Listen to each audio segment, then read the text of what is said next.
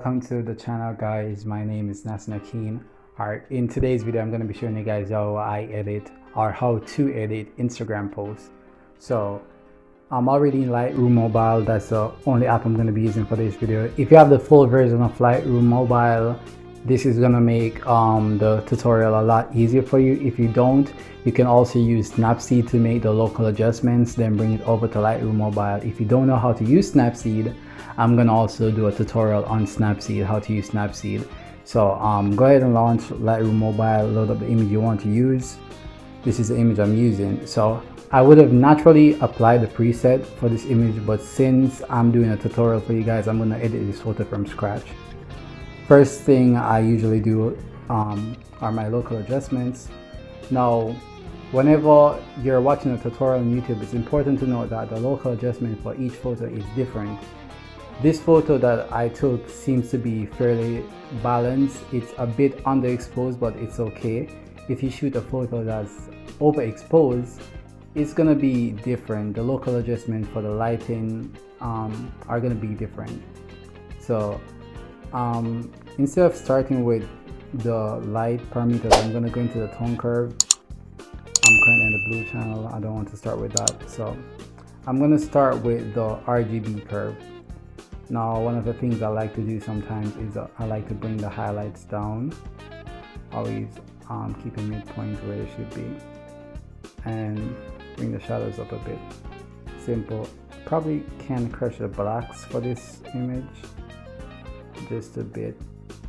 Alright, and you already know this technique. This technique right now that I'm about to do is where you go ahead and make an S-curve with all the individual color channels. So with the red, I'm going to make a tiny S-curve, then I'm going to bring the base down a bit.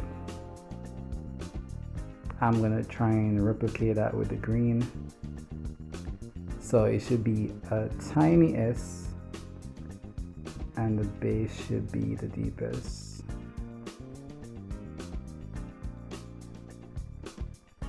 I think that's okay for now.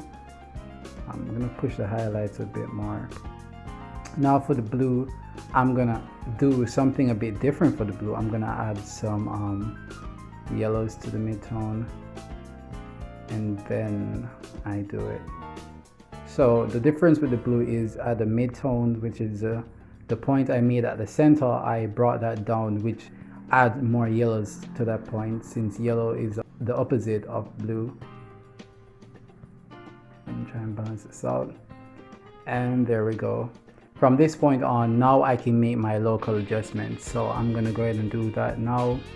I'm gonna bring the exposure up and lift the shadows so I can see what I'm working with. Alright, for this one I always usually crush my blacks to give some contrast.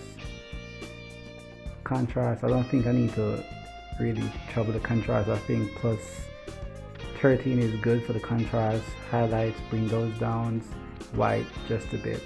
So highlights minus 67 and whites minus 24.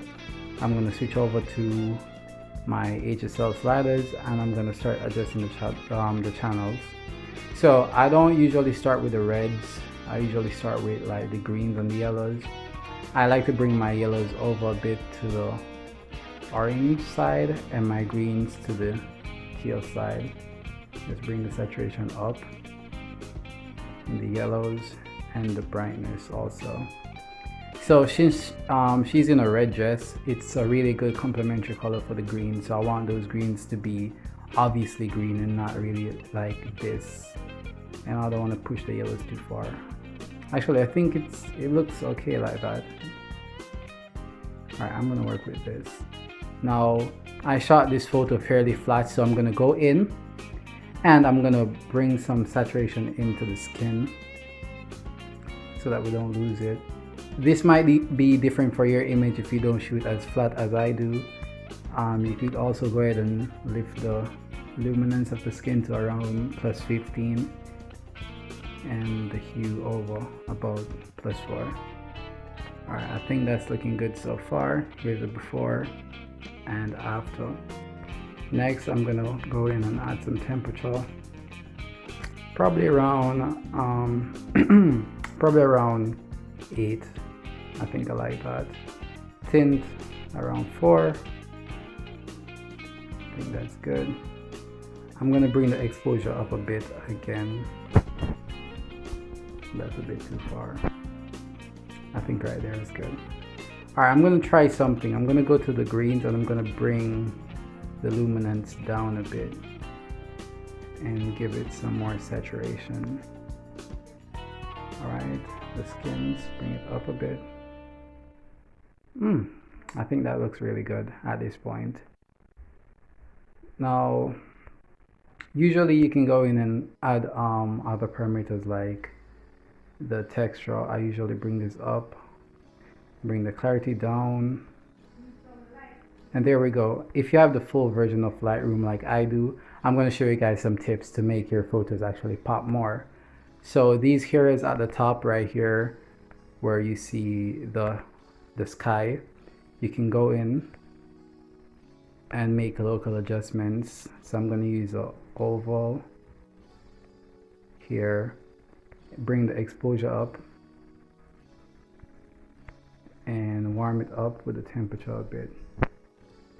And now that kind of gives an effect as if there is a sun there. I'm going to do the same for these areas right here. Maybe not as intense, but I'm going to do the same. Right. You can also like add adjustments to your subject to make them pop a bit. So I could go on my subject here, just doing this for the sake of the tutorial, give it some texture and brighten it up a bit. So here we go, it's a bit brighter now with a bit more texture, probably a bit too bright. If I'm gonna be honest, it's a bit too bright. So what I'm gonna do now is I'm gonna darken the lower part of the image. So I'm gonna go ahead and darken the lower part of the image by doing this and bring the exposure down just a bit. I think that's good. So I'm gonna stick with that for now. And there, as you can see at this point, we have an image looking like this. You can go ahead and copy these settings and apply them to other image. You can use it as a preset. So that's my tutorial from me to you guys. I hope you guys enjoyed this video. If you guys try this edit, be sure to tag me on Instagram at Nassan Okean. Check out my work on Instagram, and I'll see you guys in the next one. Peace out.